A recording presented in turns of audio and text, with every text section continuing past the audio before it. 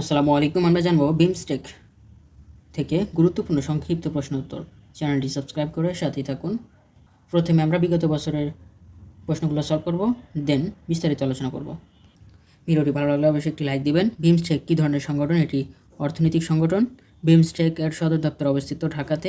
বিমস্টেকের পরিবর্তিত নামটি গ্রহণ করা হয় 2004 সালে। বেনেলাক্স কত সালে গঠিত হয়? বেনেলাক্স 1948 সালে গঠিত হয় বেনেলাক্স। আফতা বলতে কী বোঝায়? একটি বাণিজ্যিক গোষ্ঠীকে বোঝায়। North American free trade agreement কবে প্রতিষ্ঠিত হয়? 1994 সালে।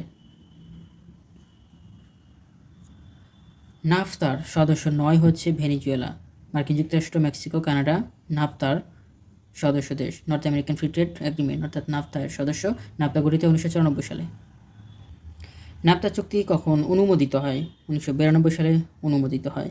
সার্কভুক্ত দেশগুলো বাণিজ্য ঘাটতি, উৎপাদিত পণ্য রপ্তানির ক্ষেত্রে বৈষম্য নিরসন ও শুল্ক সুবিধার জন্য যে চুক্তি একমত হয়েছিল তার নাম হচ্ছে SAARC preferential trading agreement সাপ্তা। Naphtha এর সদস্য দেশ হচ্ছে 3টি: মার্কিন যুক্তরাষ্ট্র, মেক্সিকো এবং কানাডা নাফতা এর সদস্য দেশ।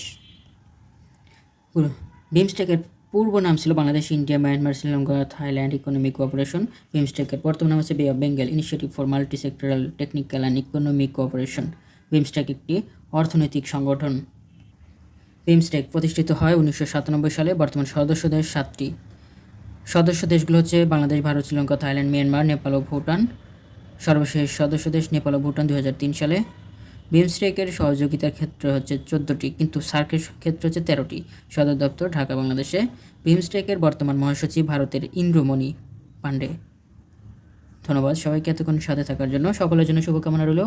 আমার জন্য সবাই দোয়া করবেন। সবাই ভালো থাকুন। আসসালামু আলাইকুম।